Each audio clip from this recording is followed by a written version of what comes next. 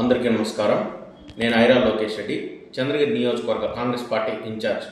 ఈరోజు వైఎస్ షర్మిలారెడ్డి గారు తిరుపతిలో చంద్రబాబు నాయుడు గారు బ్రహ్మోత్సవాలకు ఇచ్చేసిన సందర్భంగా దేవాలయ నిర్మాణం సంబంధించి దళిత వాడలో దేవాలయాలు 5,000 దేవాలయాలు నిర్మిస్తామని చెప్పి ఒక స్టేట్మెంట్ ఇవ్వడం జరిగింది. దాని మీద వైఎస్ షర్మిలారెడ్డి గారు ఒక స్టేట్మెంట్ ఇవ్వడం జరిగింది. ఏమని?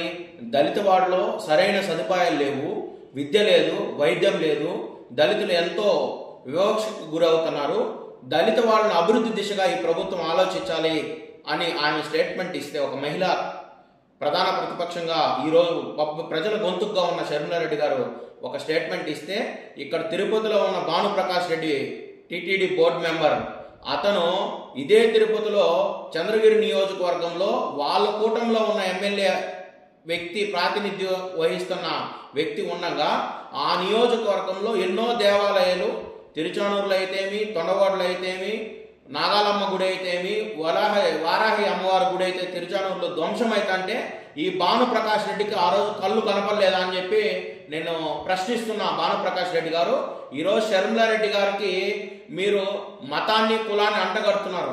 కాంగ్రెస్ పార్టీ సెక్యులర్ పార్టీ, దేశ రక్షణకి, దేశ భవిష్యత్తుకి, రాజ్యాంగానికి కట్టుబడి ఉన్న పార్టీ కాంగ్రెస్ పార్టీ. మీలాగా ఆర్ఎస్ఎస్ సిద్ధాంతాల్ని, ఒక మతాన్ని, ఒక కులాన్ని ప్రోత్సహించే పార్టీ కాంగ్రెస్ పార్టీ కాదు.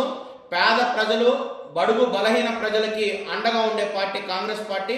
ఈరోజు రాహుల్ గాంధీ గారి సిద్ధాంతం అయితేమి, షర్మిలమ్మ గారి సిద్ధాంతం అయితేమి, పేద ప్రజలకి కూడు గుడ్డ నీడ ఇవ్వడమే ప్రధాన లక్ష్యంగా, వాళ్ళ హక్కుల గురించి పోరాడమే మా కాంగ్రెస్ పార్టీ సిద్ధాంతపరంగా ఆమె చెప్పిందే తప్ప దాన్ని మీరు వక్రీకరించి కులాల మధ్య మతాల మధ్య చిచ్చు పెట్టడానికి ప్రయత్నం చేయొద్దని భానుప్రకాష్ రెడ్డి గారు. మీకు చేతనైతే ఇదే చంద్రగిరి నియోజకవర్గంలో 3 గుళ్ళు ధ్వంసమైనాయి.